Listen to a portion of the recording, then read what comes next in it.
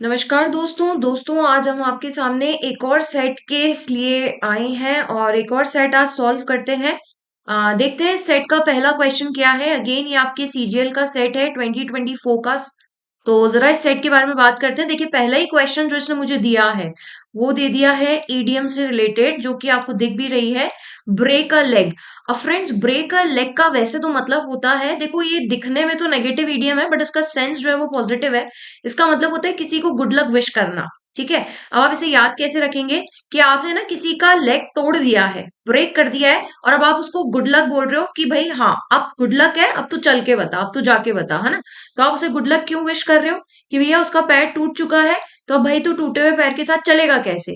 तो इस बात के लिए आप उसे क्या विश कर रहे हैं, गुड लक विश कर रहे हैं। तो उम्मीद है आपको ईडीएम याद हुई होगी। ब्रेक अ लेग का मतलब है आपने किसी का पैर तोड़ दिया है और पैर तोड़ने के बाद आप उसे क्या कर रहे हैं, गुड लक विश कर रहे हैं। तो एनकरेज समवन होगा नहीं, एडवाइस देने का इसका काम है नहीं, सजेस्ट करने का भी इसका काम नहीं है। इसका काम है किसी को गुड लक विश करने का। चलिए नेक्स्ट क्वेश्चन पे हम लोग जाते हैं। आपको करेक्टली स्पेल्ड वर्ड बताना है। नाउ इन टाइप के सेंटेंसेस में आपको क्या करना होता है, जज करना होता है कि कौन सी स्पेलिंग ऐसी है जो अलग अलग लिखी हुई है।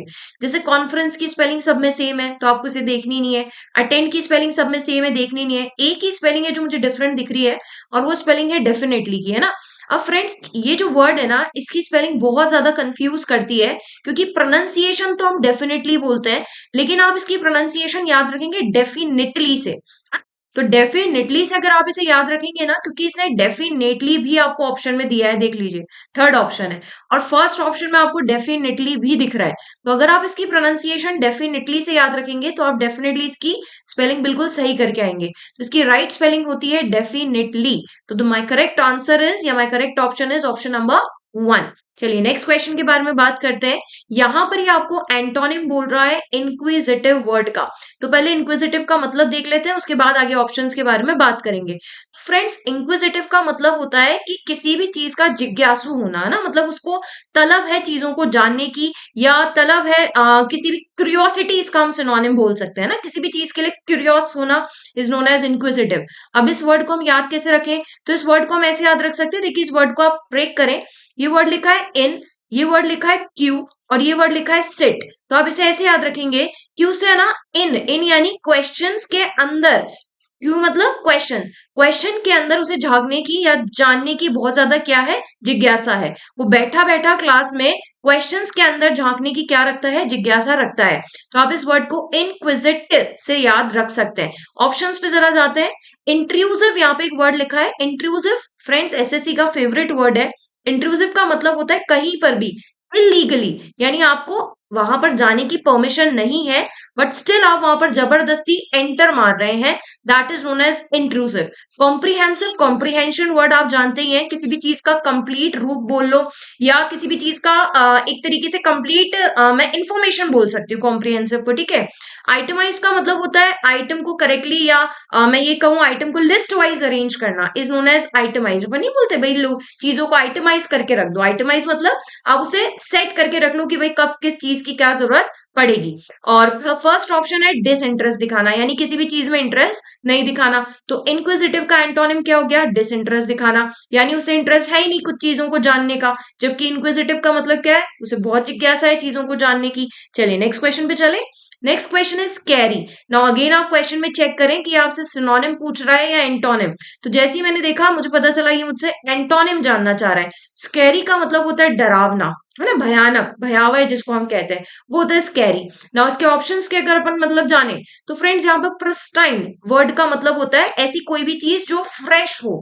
अब नहीं कहते यार सब्जियां बहुत ज्यादा फ्रेश फ्रेश लेकर आया है, मजे आ गए यार, ताजा ताजा सब्जियां आ गई। तो आप चाहे फ्रेश बोल लो या किसी भी चीज का प्योर होना, क्लीन भी बोल सकते हैं। जैसे अपन फ्रेश वाटर बोलते हैं या क्लीन वाटर बोलते हैं या प्योर वाटर बोलते हैं, तो वहां पर अपन उसे प्रिस्टाइन वाटर भी बोल सकते हैं।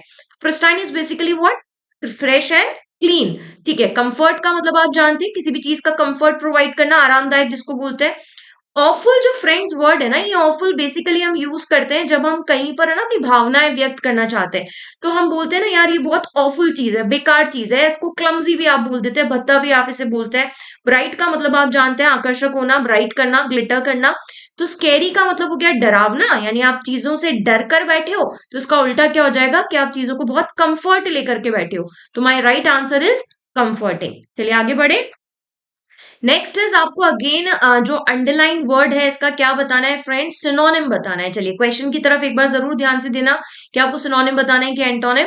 तो हमें बात करनी है सिनोनिम की, और किसका सिनोनिम बताना है, ऑर्गेनाइज। ऑर्गेनाइज का मतलब होता है किसी चीज को वेल प्रिपेयर्ड करके रखना। अभी भी आपने इसका एक और इससे प्रीवियस क्वेश्चन में पता था आइटमाइज। हालांकि आइटमाइज्ड वर्ड जो होता है ना वो नॉन लिविंग के लिए ज्यादा प्रेफरेबल होता है, उसमें आइटम वर्ड दिख रहा है आपको। ऑर्गेनाइज का मतलब है किसी भी चीज का सिस्टमैटिक अरेंजमेंट, वो चाहे लोगों का हो चाहे वो वस्तुओं का हो, आप ऑर्गेनाइज वर्ड यूज कर सकते हैं ना। अगर मुझे सिनोनिम बताना है तो पहले ऑप्शंस देख लेते हैं। डिसऑर्डर में रखना, ये आपको नहीं लगता इसका एंटोनिम हो गया। कंफ्यूज कर देना, ये भी नहीं होगा। डीरेंज का क्या मतलब होता है, तो आप इसे ऐसे याद रखेंगे, देखिए इस वर्ड को ब्रेक करें आप, डी और रेंज। तो दी, ये डी वर्ड को आप दी से याद रख लेना कि दी जो इसकी रेंज है ना वो कैसी है, पागलों जैसी है। तो डिरेंज का मतलब होता है पागल कह देना, या किसी चीज को मेंटल अगर आप कहते हैं ना तो वो डिरेंज का मतलब होता है कि दी इस व्यक्ति की रेंज कैसी है, पागलों जैसी है, पागलों जैसा बिहेव करता है। तो यहाँ पर मेरा ऑर्गेनाइज का सिनोनिम क्या हो गया फ्रेंड्स, अरेंज इसका सिनोनिम हो गया। तो एक नया वर्ड भी आपको सीखने को मिला डिरेंज, बाकी अरेंज इसका सिनोनिम है ही। चलिए आगे क्वेश्चन पे चलते हैं। नेक्स्ट अगेन मेरे पास क्वेश्चन है सिनोनिम का। देखिए क्या बात है, सिनोनिम के लगातार दो क्वेश्चन हमें देखने को मिल रहे हैं। तो यहाँ पर जो क्वेश्चन मेरा बेसिकली है that is what, abundant. Now abundant का मतलब क्या होता है, किसी भी चीज का बहुत ज्यादा सफिशिएंट मात्रा में होना। देखिए इनफ की बात नहीं कर रही हूं मैं, इनफ इज पर्याप्त मात्रा है ना, जितने चाहिए उतनी ही है। लेकिन सफिशिएंट का मतलब होता है बहुत अधिक मात्रा में होना, प्रचुर मात्रा जिसको हम हिंदी में कहते हैं। तो अबंडेंट का मतलब है ऐसी कोई चीज जो आपके पास बहुत ज्यादा है, जरूरत से अधिक है ना। बोले भाई दो की जगह तीन चार जने भी आ जाओ, that is what abundant means. ना यहाँ पर अगर अपन ऑप्शन पे जाएं तो बैरन का मतलब होता है फ्रेंड्स इनफर्टाइल होना, किसी भी चीज का बंजर हो जाना। जैसे मोस्टली अपन लैंड के लिए यूज करते हैं कि ये बैरन लैंड है, बैरन लैंड यानी इनफर्टाइल लैंड है। स्केरी का मतलब होता है फ्रेंड्स डराना, सॉरी स्केर्स है ये, स्केरी नहीं है। स्केर्स का मतलब होता है अगेन किसी भी चीज का कम होना है, बहुत कम मात्रा में होना is known as what, scarce होना। स्केर्सिटी से ये वर्ड आया है स्केर्स। नाउ डिफिकल्ट का मतलब होता है किसी भी चीज का डिफिकल्ट होना, मुश्किल हो जाना। और एम्पल का अगेन मतलब होता है किसी भी चीज का ज्यादा मात्रा में होना, यानी कि to have a high quantity of something is known as ample. तो मेरा राइट आंसर सिनोनिम क्या हो गया अबंडेंट का, एम्पल। जबकि यहां पर अबंडेंट का देखो एंटोनिम भी बैठा है, that is what, scarcity, option number third. तो option third is antonym of abundant and synonym abundant. चलिए आगे एक और क्वेश्चन के बारे में बात करते हैं। Now this question is basically about कि आपको मुझे बताना है अप्रोप्रिएट ऑप्शन। किसका ऑप्शन, जो अंडरलाइन सेगमेंट है उसके लिए। तो बाय ऑप्शन अगर मैं जाऊं ना तो मुझे ये सारी की सारी ईडियम्स नजर आ रही है ना। और ये ईडियम है ना, इसमें मैं इस क्वेश्चन को ना बाय ऑप्शन भी कर सकती थी, मुझे लाइन भी पढ़ने की जरूरत नहीं है। अगर आपको ईडियम की नॉलेज है तो, यानी आपको ईडियम का मतलब आना चाहिए, सारी ईडियम्स आपकी सुनी हुई होनी चाहिए। तो यहां पर अगर मैं बात करूं तो ये चारों ऑप्शंस के अंदर जो मुझे दिख रहा है ना, ये राइट आंसर होता है blessing in disguise. Gift in disguise नहीं होता, बून इन डिस्गाइज भी नहीं होता, और जॉल्ट इन डिस्गाइज भी नहीं होता, होता ही ब्लेसिंग इन डिस्गाइज है। बेसिकली ब्लेसिंग इन डिस्गाइज का मैम मतलब क्या होता है, तो जरा इसके बारे में भी बात कर लेते हैं। डिस्गाइज का मतलब है कि जो आपकी स्थिति या परिस्थिति है ना वो अच्छी नहीं है भी फिलहाल, लेकिन आगे चलकर ये जो भी आपकी स्थिति परिस्थिति चल रही है, ये आपके लिए क्या, ये आपके लिए बून यानी कि एक ब्लेसिंग का काम करेगी। Right now the situations are not okay, but अगर हम आगे फ्यूचर की बात करें तो ये अभी जो इम्प्रॉपर सिचुएशंस है या ये जो अभी सिचुएशंस अच्छी नहीं है, ये आगे चल के मेरे लिए किसका काम करने वाली है, ब्लेसिंग का। अब मैं अपना अंडरलाइन पार्ट जो है वो पढ़ सकती हूँ। And my basically underline part is bad at first, यानी स्टार्टिंग में तो मुझे क्या दिखेगी, बैड दिखेगी। क्यों दिखेगी, because of the low salary, क्योंकि उसकी सैलरी बहुत लो है। तो बहुत सैलरी लो है तो अभी उसके लिए सिचुएशन बैड है, लेकिन आगे चल के वो रिजल्ट कैसा देगी, गुड, यानी आगे चल के कुछ अच्छा होने वाला है। लेटर का मतलब होता है बाद में, तो बाद में कुछ अच्छा होने वाला है, बट अभी तो नहीं है ना। तो इसका मतलब अभी परिस्थितियां कैसी है, डिस्गाइज है, पर वो आगे चल के मेरे लिए किसका काम करेगी, ब्लेसिंग का। बाय ऑप्शन भी हम इस क्वेश्चन को कर सकते थे। चलिए आगे बढ़ते हैं। नेक्स्ट ये क्वेश्चन फ्रेंड्स रीअरेंजमेंट का क्वेश्चन है, PQRS का बेसिकली क्वेश्चन है। अगर मैं इस क्वेश्चन को अटेम्प्ट करूं तो by option sorry by option ही हम इस क्वेश्चन को करने की कोशिश करते हैं। देखिए मुझे दो ऑप्शन ए से नजर आ रहे हैं, मुझे दो ऑप्शन ई से नजर आ रहे हैं। नाउ अगर मैं ए वाला ऑप्शन देखूं तो मुझे दिख रहा है the use of animal research. Can this sentence B my subject? क्या ये सेंटेंस मेरा सब्जेक्ट हो सकता है? बिल्कुल हो सकता है। देखिए यहाँ पर ऑफ जो है वो मेरे लिए बेसिकली प्रपोजिशन का काम कर रहा है, और इस ऑफ के लिए जो मेरा सब्जेक्ट है वो यूज है, और इस ऑफ का जो ऑब्जेक्ट मेरा बनने जा रहा है, यानी कि इस यूज का जो ऑब्जेक्टिव केस अगर मैं बोलूं तो that is my animal research. तो the use of animal research can be my subject. तो यानी मेरा सेंटेंस ए से स्टार्ट हो सकता है। चलिए ई की बात कर लेते हैं। अगर मैं ई की बात करूं तो ये सेंटेंस है इन the field of scientific and medical advancements. ना, ये भी मेरा बेसिकली एक सब्जेक्ट हो सकता है कि मैं किसकी फील्ड की बात कर रही हूँ, एक साइंटिफिक और एक मेडिकल एडवांसमेंट की बात कर रही हूँ। बट फ्रेंड्स ऐसे टाइप के जो क्वेश्चंस होते हैं ना, उसमें इन द फील्ड ऑफ की अगर हम बात करते हैं तो बेसिकली हम अपना जो सेंटेंस है वो बतौर एक सब्जेक्ट से स्टार्ट करते हैं, ना कि एक प्रपोजिशन से। मतलब इन द फील्ड ऑफ एक क्लॉज का काम भी यहाँ पर मेरे लिए नहीं कर रहा है। तो इसका मतलब ई ऑप्शन जो है वो मुझे बेटर ऑप्शन फर्स्ट के लिए नहीं लग रहा है। तो I can skip this question. अभी ये दोनों ऑप्शन अपन स्किप कर सकते हैं, कट नहीं कर रही हूँ, स्किप कर रही हूँ। चलिए एक ही पहले बात कर लेते हैं। तो the use of animal research अगर मेरे सेंटेंस का सब्जेक्ट है तो डोंट यू थिंक मुझे डायरेक्ट अटैक इस सब्जेक्ट की वर्ब पे करनी पड़ेगी। तो अगर मैं बी ऑप्शन देखूं तो थ्रू आउट जो है वो सब्जेक्ट की वर्ब हो नहीं सकती, एंड से ये सेंटेंस अगेन स्टार्ट नहीं हो सकता क्योंकि मुझे फिर the use of animal research की वर्ब नहीं मिल रही है। तो मुझे क्लियर कट नजर आ रहा है कि ए के बाद जो बेटर ऑप्शन मुझे वर्ब का दिख रहा है वो दिख रहा है ऑप्शन नंबर डी। यानी ए के बाद डी बिल्कुल सही है। इस हिसाब से फ्रेंड्स अगर आप जज करें तो आपको कौन सा ऑप्शन दिख रहा है? फर्स्ट। अब आपको कुछ नहीं करना ज्यादा, सिर्फ इस फर्स्ट ऑप्शन को बेसिकली आप अरेंज करके देख लो। ठीक है, तो the use of animal research has been of considerable importance in the field of. बैठ गया, बस आगे सोचने की जरूरत नहीं है, इस ऑप्शन पे अपन टेक करके आगे बढ़ सकते हैं। चलिए नेक्स्ट की बात करते हैं। One who does not show response to good और बैड। अगेन ये फिर वापस एसएससी का बहुत अच्छा फेवरेट वन वर्ड है। बेसिकली बहुत सारे एग्जाम में रिपीटेड ये वन वर्ड आपको दिख जाएगा कि ऐसा कोई व्यक्ति, ऐसी कोई लिविंग थिंग जो कि रिस्पॉन्स ना करे। किसको रिस्पॉन्स ना करे? ना गुड है तब भी रिस्पॉन्स नहीं कर रहा, बैड है तब भी रिस्पॉन्स नहीं कर रहा। मतलब इसे फर्क ही नहीं पड़ रहा कि जो भी हो रहा है सब ठीक है। अच्छा है तो भी देयर इज नो रिस्पॉन्स, बुरा है तो भी देयर इज नो रिस्पॉन्स।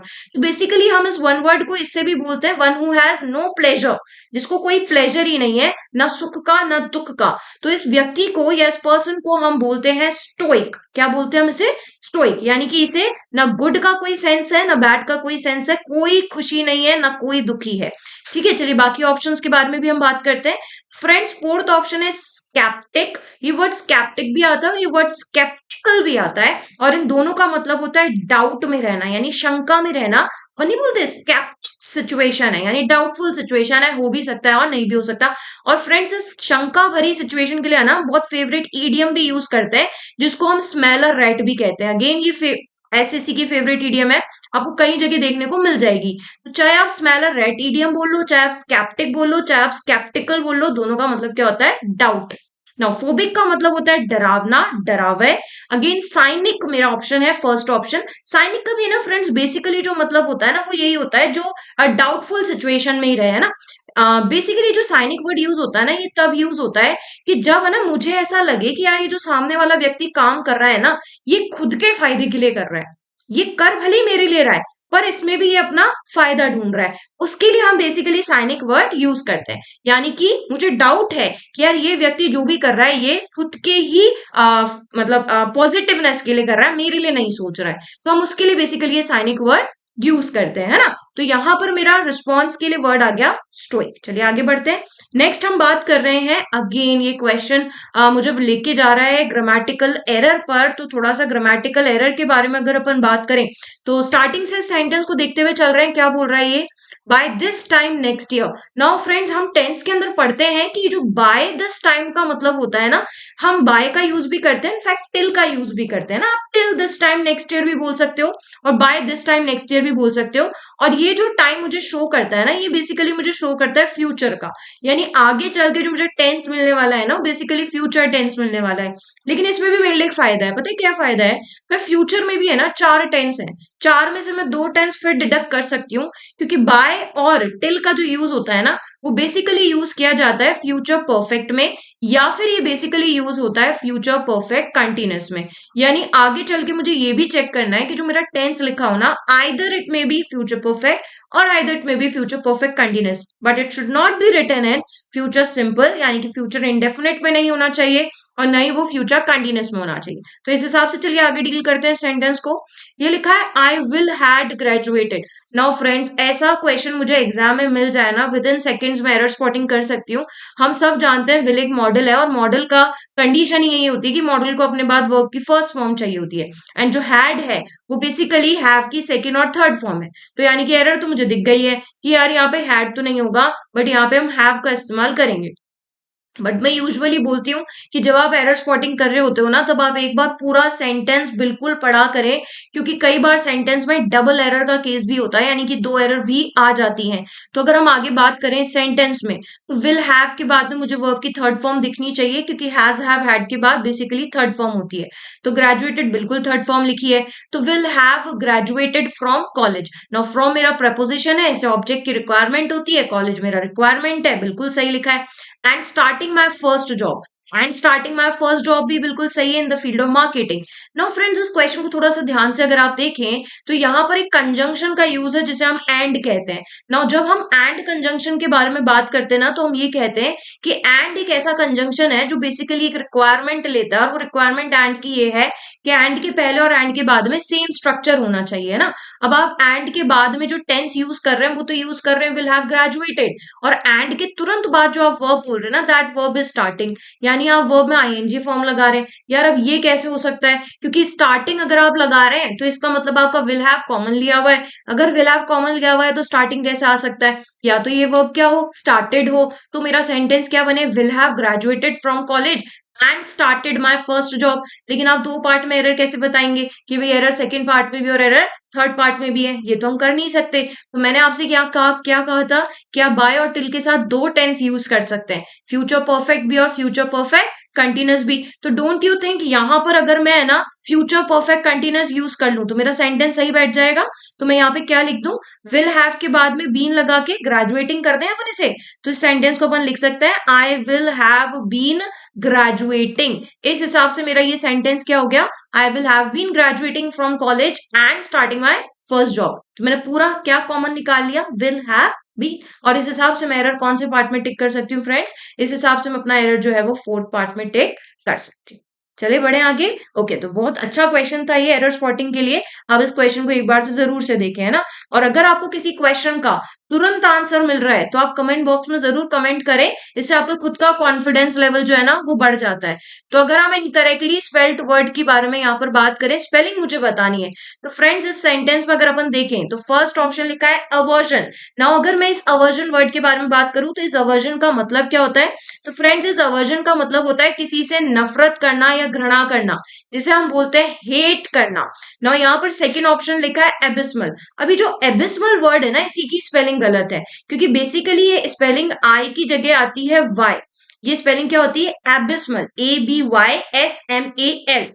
तो मुझे मेरा इनकरेक्टली स्पेल वर्ड तो मिल गया कि राइट स्पेलिंग एबिस्मल की क्या होती है, आई की जगह वाई का यूज हम करते हैं। लेकिन मैम ये एबिस्मल का मतलब क्या होता है? तो एबिस्मल जो वर्ड होता है ना, वो बेसिकली हिंदी तो हम इसको बोलते हैं किसी चीज का खराब होना, लेकिन मैम खराब इन द सेंस खत्म ही हो गई है क्या? नहीं, डैमेज है इसका मतलब। इसका मतलब डिस्ट्रक्ट नहीं है, यानी कि पूरी तरह खराब नहीं हुई। अपन नहीं कहते यार मैं कोई सामान खरीद के लाई और मैंने कहा यार इसकी क्वालिटी अच्छी नहीं है, कपड़ा लेकर आई मैंने कहा यार इसकी क्वालिटी अच्छी नहीं है, कोई वस्तु लेकर आई मैंने कहा यार बहुत पुअर क्वालिटी की आ गई है ना, ग्रेड 4 की आ गई है। तो वहां पर हम इस वर्ड का यूज देखते हैं। एलिगेशन कहते हैं हम किसी पे आरोप प्रत्यारोप लगाना, और एलोकेट करना यानी स्थिति एक जगह उसे समरूप करके लेकर आना। तो मैं जो मैं कहूँ इनकरेक्टली स्पेल्ड वर्ड है वो कौन सा हो गया, ऑप्शन नंबर सेकेंड। चलो बहुत इजी क्वेश्चन था ये भी। आगे बढ़ते हैं, एक और क्वेश्चन की बात करते हैं। ये फिर मुझे बोल रहा है कि अंडरलाइन पार्ट का सब्सटीट्यूट बताना है। देखो सब्सटीट्यूट और एरर में फर्क है ना, मतलब आपको सब्सटीट्यूट करना है, ये जो वर्ड लिखा है ये एरर है, गलत लिखा हुआ है, आपको उसका करेक्ट बताना है। चलिए लार्जली का मतलब देखते हैं। तो सबसे पहले तो मुझे लार्जली का मीनिंग पता होना चाहिए। नो फ्रेंड्स, ये जो लार्ज वर्ड होता है ना, ये वर्ड या तो हम यूज करते हैं साइज बताने में, यानी हम किसी का एरिया कहते हैं ना, बहुत लार्ज ग्राउंड्स है, बहुत बड़े बड़े ग्राउंड्स है उसके पास में, तो हम बेसिकली बात किसकी कर रहे हैं, साइज की। और जब हम साइज की बात करते हैं तब हम उसके पेरीमीटर के बारे में बात नहीं करते हैं, नहीं हम उसके सरकमफ्रेंस के बारे में बात करते हैं, हम बात करते हैं उसके एरिया की, नहीं हम लेंथ और ब्रेथ की बात करते हैं, क्योंकि जब हम लार्ज लेकर आते हैं तो हम लेंथ और ब्रेथ दोनों को इंक्लूड करते हैं। तो बेसिकली बात एरिया की चल रही होती है। और एक लार्ज वर्ड का यूज पता है कब होता है, जब हम कहते हैं ना लार्ज अमाउंट ऑफ, यानी कि जब किसी चीज का बहुत ज्यादा हो जाना, अभी आपने एम्पल बोला था इसके लिए, है ना, यानी कि क्वांटिटी बड़ी करने के लिए हम लार्ज वर्ड का यूज करते हैं। लेकिन अगर मैं सेंटेंस को बढ़, तो ये सेंटेंस बात कर रहा है पॉल्यूशन लेवल की, यार पॉल्यूशन लेवल बढ़ रहा है, और ये जो पॉल्यूशन लेवल बढ़ रहा है, एरिया नहीं बढ़ता है पॉल्यूशन लेवल का, क्योंकि पॉल्यूशन लेवल एक ऐसी चीज हो गई जिसे आप सिर्फ फील कर सकते हैं, दिखती नहीं है ये, है ना। और किसी भी चीज का एरिया जब आप कैलकुलेट करते हैं तो उसकी लेंथ ब्रेथ आपको दिखनी चाहिए। तो जब आपको दिख ही नहीं रही है तो आप लार्ज वर्ड का यूज कर ही नहीं सकते। तो ऑप्शन पे चलते हैं, ऑप्शन पे चले तो बाय ऑप्शन करते हैं इसको। प्राइमरीली वर्ड का मतलब पढ़ते हैं।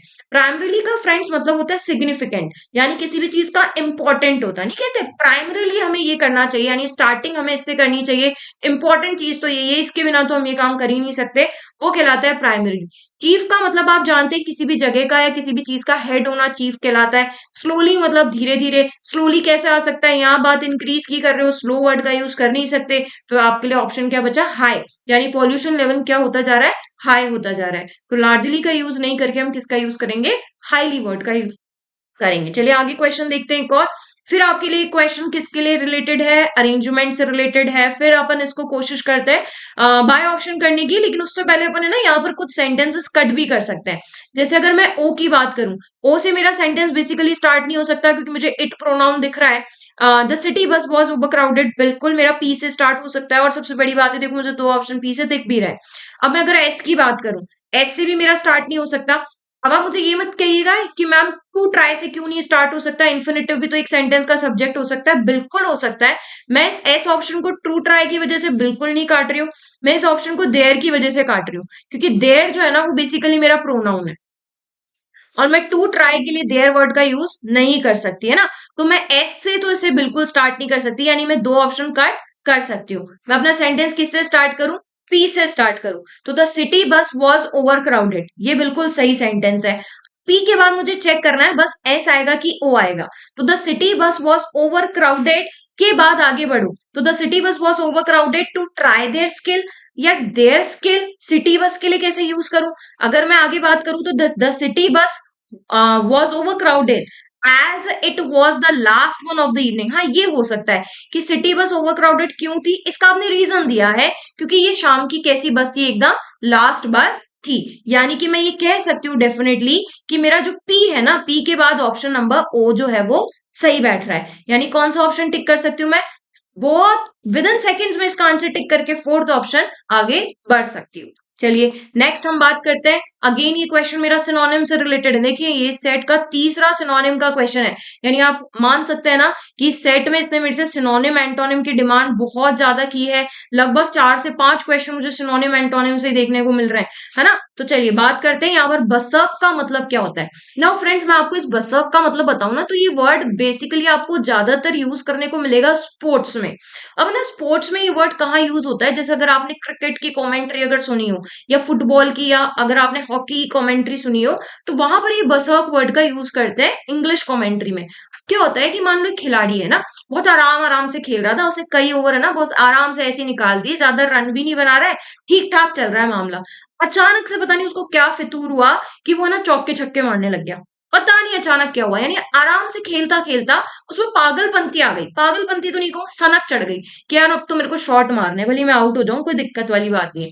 तो किसी चीज में अचानक से सनक चढ़ जाना या पागलपंती आ जाना, उसके लिए हम ये बसर्क वर्ड जो है ना वो यूज करते हैं। अब अगर मैं ऑप्शन पे जाऊं, सुनो मुझे बताना है फ्रेंड, स्टबन का मतलब तो लेजी, स्टबन का मतलब तो जिद्दी होता है, ये तो होगा नहीं। लेजी का मतलब कैसे हो सकता है यार, यहाँ पर तो वो जोश दिखा रहा है, पागल पंथी पे आ चुका है, बिल्कुल चौके छक्के मारे जा रहा है, तो लेजी वर्ड तो मैं बोल नहीं सकती। हाँ आप यहाँ डिमेंट वर्ड कह सकते हैं, है ना। इस वर्ड को भी आप कैसे याद रखें, दी मैन जो है ना वो क्या हो गया क्रिकेट में, पागल हो गया है, पागल हो गया यानी इसको सनक चढ़ गई है, धुन सवार हो गई है। तो डिमेंट वर्ड जो है ना वो इसका बिल्कुल सिनोनिम हो सकता है। फ्रेंड्स यहाँ पर मैं इसका एक सिनोनिम आपको और बताना चाहूंगी, आप ना इसको डेट्रीमेंटल भी कह सकते हैं, है ना। तो चाहे आप डेट्रीमेंटल कहें चाहे आप डिमेंट कहें, देखो ये दोनों वर्ड्स मैंने पता है क्यों बताया, दोनों को याद करना बहुत आसान है। देखो यहाँ पर भी दी आ रहा है, यहाँ पर भी दी आ रहा है, मैन वर्ड भी आ रहा है। यहाँ आप कह सकते हो दी तीन, ट्राई का मतलब होता है तीन, कि दी तीन मैन जो है ना वो पागल हो गए हैं क्रिकेट में। और यहाँ पर आप कह सकते हैं दी मैन मैन क्या हो गए, पागल हो गए खेलने पर, है ना।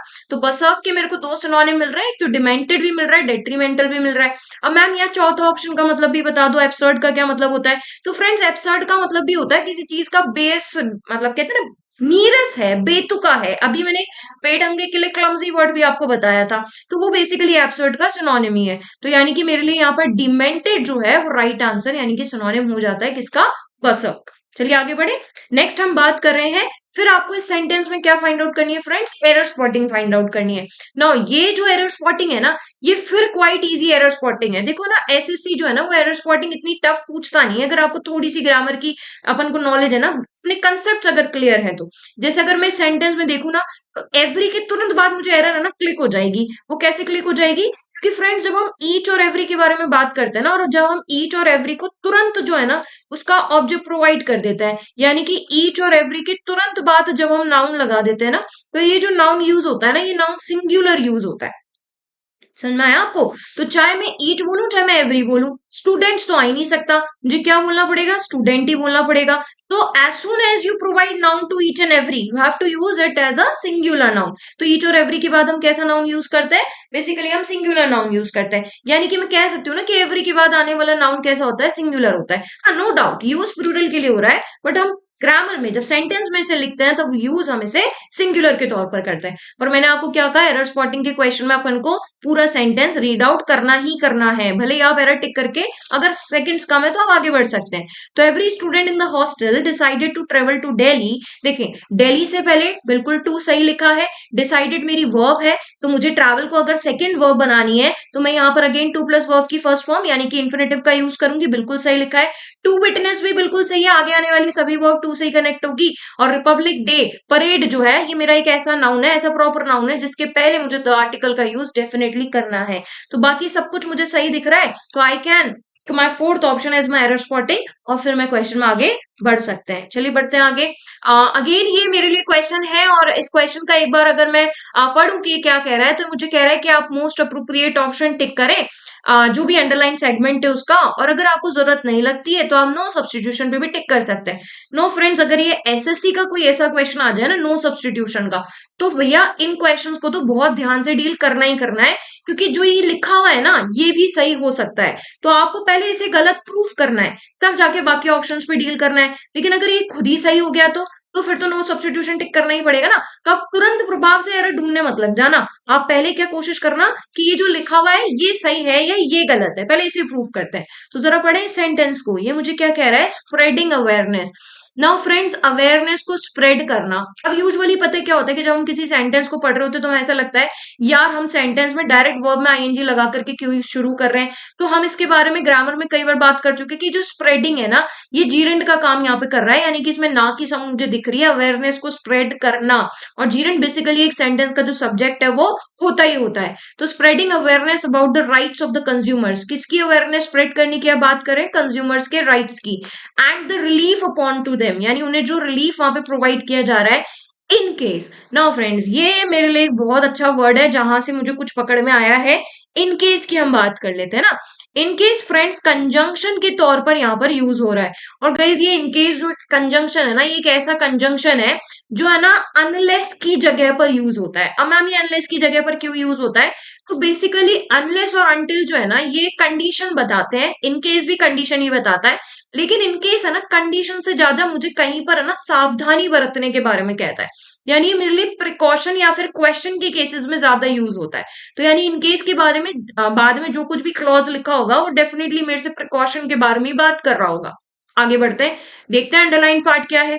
दे did not get their money's worth. ना ये जो बात करते हैं मनी, क्योंकि क्या होता है हम बेसिकली ये पढ़ चुके होते हैं कि भैया नॉन लिविंग के साथ में ना हम अपॉस्ट्रोफी एस का यूज करते नहीं है, ऐसा हम पढ़ चुके होते हैं ग्रामर में। लेकिन मनी जो है ना ये एक ऐसा एक्सेप्शन है कि जब हम बात मनी की करते हैं ना, यानी कि हम बात कर रहे हैं पैसों की, तो मनी एक ऐसा एक्सेप्शन है कि नॉन लिविंग होते हुए भी अपने साथ में अपॉस्ट्रोफी एस ले लेता है। तो यानी मनीज वर्थ जो है बिल्कुल सही लिखा है। Did not get their money worth, did के बाद वर्ब की फर्स्ट फॉर्म भी आ रही है, नेगेटिव सेंटेंस में डिड यूज भी होता है, यानी कि पास्ट सिंपल टेंस बिल्कुल सही लिखा है। तो did not get there they के लिए यहाँ पे जो पोजेसिव एडजेक्टिव इसने मेरे लिए यूज किया है वो देयर सही किया है। पोजेसिव एडजेक्टिव को ये मुझे अच्छा खासा नाउन भी दे रहा है, तो मेरे को तो ऐसी कोई दिक्कत दिख नहीं रही है सेंटेंस में। चलो आगे बढ़ते हैं। They did not get their money's worth of goods and service, किसकी बात कर रहा है? गुड्स एंड सर्विसेज की। Has rightly been identified as the first priority.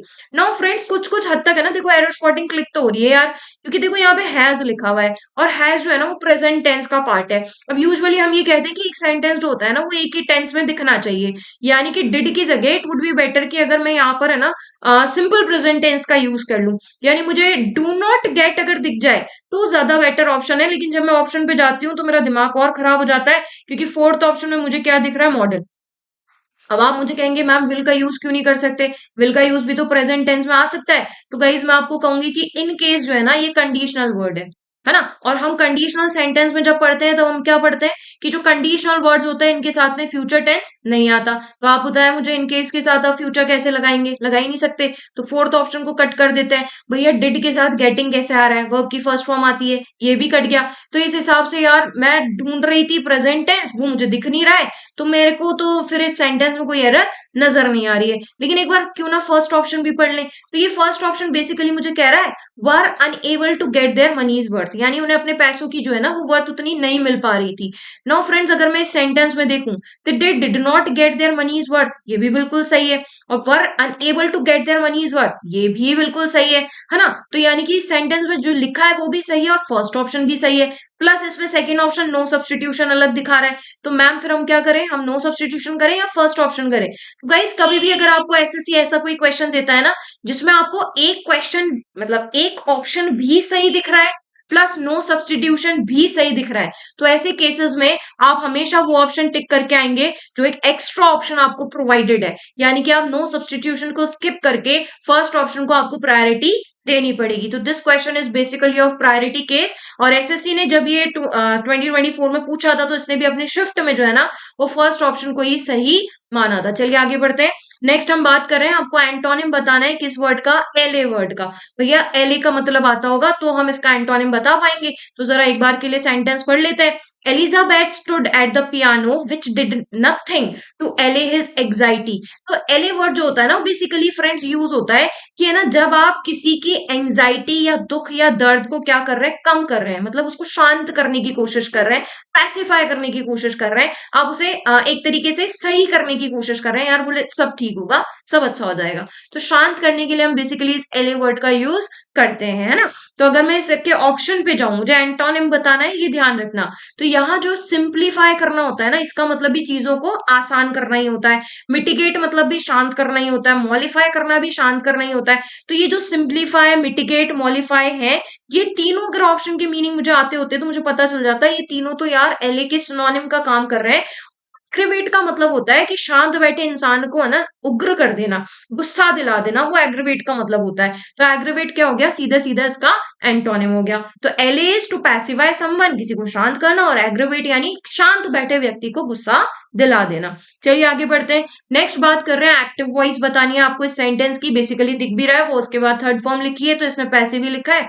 चलो एक्टिव की बात करते हैं। वॉस के बाद थर्ड फॉर्म है, तो बेसिकली अभी ये फिलहाल मेरे से किसकी डिमांड कर रहा है? मेरे से डिमांड कर रहा है भैया वर्ब की सेकंड फॉर्म या फिर डिड के साथ फर्स्ट फॉर्म, यानी कि पास्ट सिंपल टेंस की डिफाइन कर रहा है।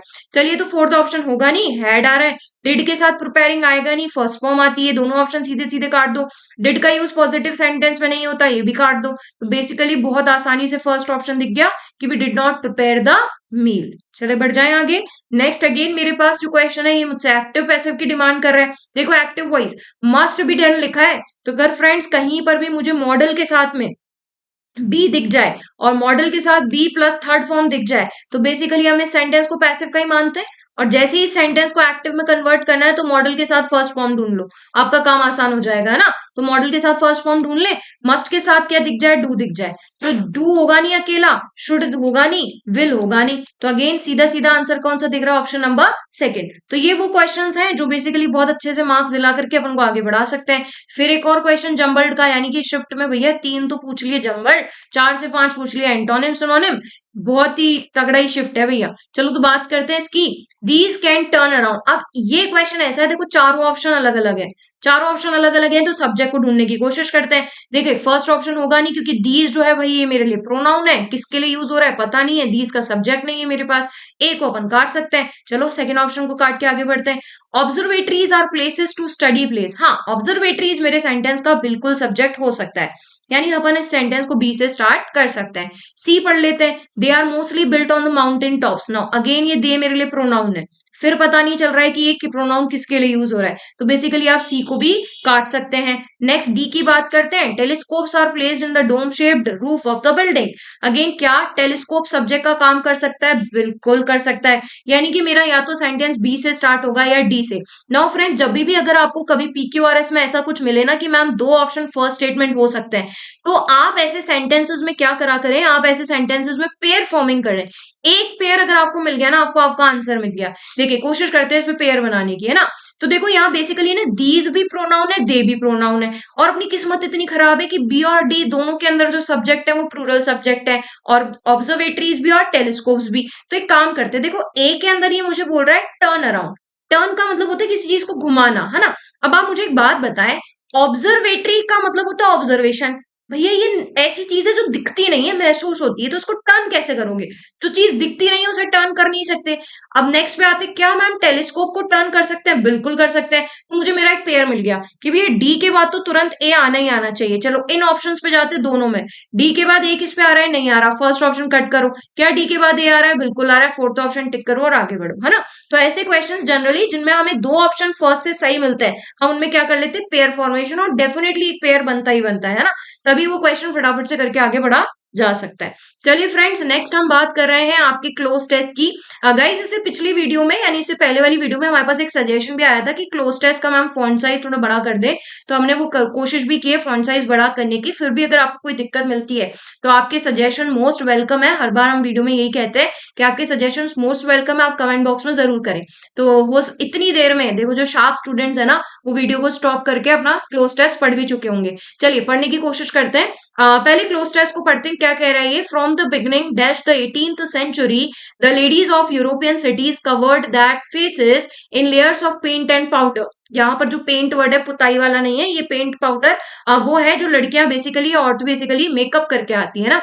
This particular fashion was largely brought dash by the urgent need to disguise the ravages of small pox. Disguise का मतलब होता है छुपाना। क्या छुपाना? स्मॉल पॉक्स के रेवेजेस। अब मैम ये रेवेजेस क्या होता है? रेवेजेस का मतलब होता है स्मॉल पॉक्स और चिकन पॉक्स जो होते हैं ना, माता जब निकल जाती है तो उसके दाग धब्बे है ना चेहरे पर रह जाते हैं, तो उन दाग धब्बों को हम रेवेजेस कहते हैं। उसको ये डिस्गाइज यानी छुपाने की बात कर रहा है। Dash left their faces pitted and scared. जो उनके फेस को क्या बना देते हैं? पिटेड यानी भद्दा बना देते हैं, स्कैरी यानी डरावना बना देते हैं। उनको छुपाने की बेसिकली बात कर रहा है। During this same period the beauty spot was introduced to cover dash a facial defect. तो एक फेशियल डिफेक्ट को कवर करने के लिए ब्यूटी स्पॉट भी आया था इसी टाइम पे 18 सेंचुरी पे। चलिए अब करने की कोशिश करते हैं। फर्स्ट के ऑप्शन ही मुझे बता रहे हैं कि मेरे से प्रपोजिशन की डिमांड कर रहा है। फ्रॉम के साथ बेसिकली या तो हम टू का यूज करते हैं, पर फ्रॉम के साथ टू का यूज हम कब करते हैं? जब हम बिगनिंग से स्टार्टिंग की बात करते हैं। बिगनिंग से स्टार्टिंग है नहीं, प्लस टू यहाँ पे दिख भी नहीं रहा है, तो बात कर लेते हैं। ये मुझसे कह रहा है कि 18 सेंचुरी की स्टार्टिंग से, यानी कि मुझे टाइम ड्यूरेशन के बारे में बात कर रहा है। और जब भी हम टाइम ड्यूरेशन के बारे में बात करते हैं ना, तो हम फ्रॉम के साथ बेसिकली ऑफ का यूज करते हैं। तो from the beginning of the 18 century easy है। चलो बड़े आगे बढ़ते हैं। The ladies of European cities covered, खुद के ही फेसेस कवर करेंगी। अब नाउ इस सेंटेंस का सब्जेक्ट लेडीज है, तो लेडीज का ही पोजेसिव आपको यूज करना है। पोजेसिव एडजेक्टिव ढूंढ लो आप यहाँ पर, देयर। तो यहाँ पर पोजेसिव एडजेक्टिव क्या हो जाएगा? Their faces. बड़े आगे, their faces in layers of paint and powder. This particular fashion was largely broad. Now guys ये अपने लिए फ्रेजल वर्ब है, और थोड़ा सा फ्रेजल वर्ब के बारे में बात करते हैं। ब्रिंग की ये फ्रेजल वर्ब मेरे से डिमांड कर रहा है, तो थोड़ा सा मुझे इन फ्रेजल वर्ब के बारे में पता होना चाहिए। तो पहली बात तो ब्रिंग के साथ विद इन नहीं आएगा, है ना। ब्रिंग टू समथिंग होता है ना, ब्रिंग टू के बाद हमेशा एक नॉन लिविंग थिंग का यूज करते हैं हम। तो यहाँ पर कोई नॉन लिविंग थिंग तो मुझे दिख नहीं रही है, बाय प्रपोजिशन दिख रहा है, तो यानी ये भी नहीं होगा ना। ये ध्यान रखें, ब्रिंग टू समथिंग होता है, यानी किसी चीज की बात जब हम करते हैं तब हम ब्रिंग टू का यूज करते हैं। नाउ मैम ब्रिंग अबाउट का मतलब क्या होता है? तो बेसिकली ब्रिंग अबाउट का मतलब होता है किसी चीज को इंट्रोड्यूस करना, किसी चीज को सामने लाना, है ना। तो ब्रिंग अबाउट समथिंग यानी किसी चीज को लेकर आना। तो ये आपसे यही तो कह रहा है कि ये जो फैशन है ये लाया गया था, अर्जेंट नीड थी, तो यानी कि मुझे मेरा आंसर तो मिल गया, bring about is my right answer. और मैम ब्रिंग अराउंड का मतलब होता है घूमते फिरते रहना, है ना, तो यहाँ पर मुझे मेरा आंसर तो सटीक मिल गया है कि भाई इंट्रोड्यूस करने के लिए ब्रिंग अबाउट फ्रेजल वर्ब का हम यूज जो है वो करते हैं। आगे बढ़ते हैं, है ना, by the urgent need to disguise the ravages of small pox. Now friends इन ऑप्शंस को ध्यान से देखो, आपको नहीं लगता ये आपसे क्या डिमांड कर रहा है, ये आपसे रिलेटिव प्रोनाउन की डिमांड कर रहा है। रिलेटिव प्रोनाउन का एंटीसीडेंट सबसे पहले ढूंढो, तो एंटीसीडेंट स्मॉल पॉक्स है। जैसे ही आपने स्मॉल पॉक्स देखा, आपको आपका जो नाउन है यानी जो एंटीसीडेंट है वो नॉन लिविंग नजर आ रहा है। नॉन लिविंग के लिए हम हु का यूज तो बिल्कुल कतई नहीं करते, वेन का यूज भी नहीं करेंगे, क्योंकि बेसिकली वेन और जो वाइल है ये मेरे लिए टाइम की बात करते हैं, चलो ये भी हटा।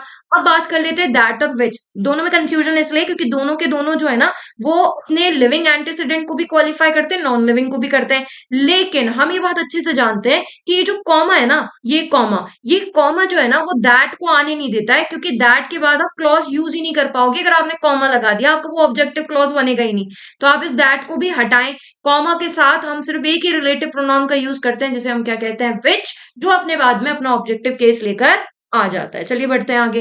नेक्स्ट हमसे फिर बात कर रहे हैं, during this same period the beauty spot was introduce to cover. Now फिर फ्रेजल वर्ब है, और कवर के लिए देखिए, जब आप कोई गलती कर देते हैं ना, डिफेक्ट नेगेटिव वर्ड है, तो जब भी अपन कोई गलती कर देते हैं, अपन क्या कहते हैं, ये अपनी गलती को कवर अप कर रहा है, कहते हैं ना छुपा रहा है।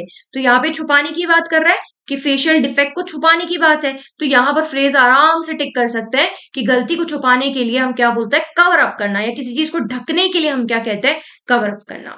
तो फ्रेंड्स ये उम्मीद है आपको जो सेट है आज का ये भी क्वाइट इजी लगा होगा। हाँ ये बात अलग है कि इस जो सेट है इसमें वोकैब का रोल बहुत ज्यादा था, बट ठीक है, बहुत अच्छा सेट था। नेक्स्ट क्लास में हम फिर आपके साथ एक और सेट के साथ आएंगे।